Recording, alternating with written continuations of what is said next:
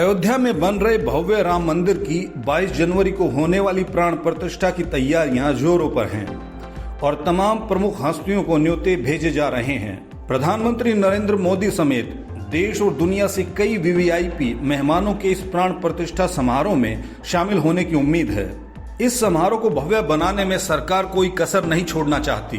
प्रभु श्री राम का गर्भगृह स्थान लगभग तैयार हो गया है। लाइटिंग फिटिंग का काम भी पूरा कर लिया गया है। राम मंदिर में ग्राउंड फ्लोर का काम लगभग पूरा हो चुका है।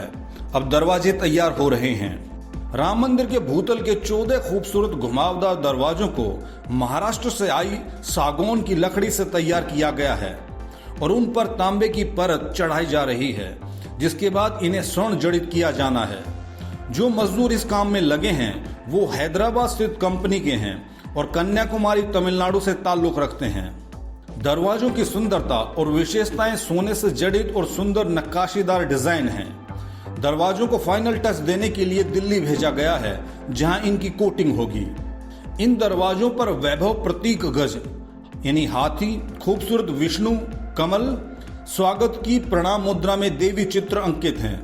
चारों दरवाजे एक दूसरे से अलग डिजाइन के हैं, जिन्हें L&T कंपनी ने डिजाइन किया है और अन्य दरवाजों की ऊंचाई केवल 8 फीट है और दरवाजे की चौड़ाई एक दूसरे से अलग है, जो कि 12 फीट से कम है।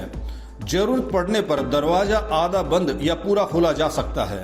दरअसल मंदिर उत्तर भारत की नागर शैली पर बनाया जा रहा है। नागर शैली उत्तर भारतीय हिंदू स्थापत्य कला की 3 में से एक शैली है।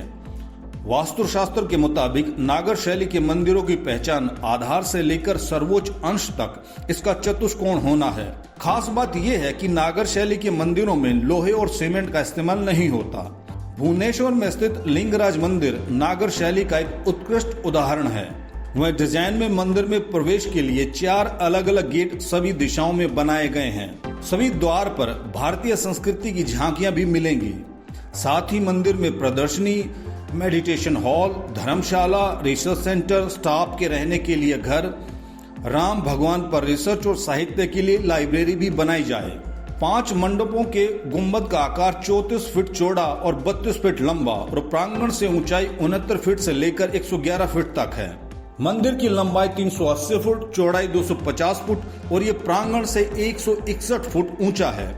पूरे गर्भगृह को मकराना के संगमरमर से उकेरा गया है। मंदिर में 392 पिलर हैं। राम मंदिर के लिए 2100 किलो का घंटा 6 फुट ऊंचा और 5 फुट चौड़ा है। इसे घंटा घुंघरू घंटी नगरी के नाम से मशहूर जलेसर में तैयार किया गया है। दिन रात काम कर इस घंटे को तैयार किया गया है। इसकी लागत 25 लाख रुपए के करीब आई। प्राण प्रतिष्ठा समारोह से ठीक 1 हफ्ते पहले विभिन्न कार्यक्रमों का आयोजन शुरू हो जाएगा। शुरुआत नगर में झांकी निकालने के साथ होगी। इसमें भगवान राम के जन्म से लेकर वनवास तक की तस्वीरें होंगी। लंका पर विजय और अयोध्या वापसी की झलक भी देखने को मिलेगी। अयोध्या में श्री राम एयरपोर्ट तैयार हो गया है। इस एयरपोर्ट के काम को पूरा करने की डेडलाइन 31 दिसंबर तय की गई थी। पीएम मोदी 30 दिसंबर को अयोध्या में एयरपोर्ट का उद्घाटन करेंगे। प्राण प्रतिष्ठा समारोह से पहले एयरपोर्ट को रन करवाने का प्लान था और वो तय समय से पहले पूरा हो रहा है।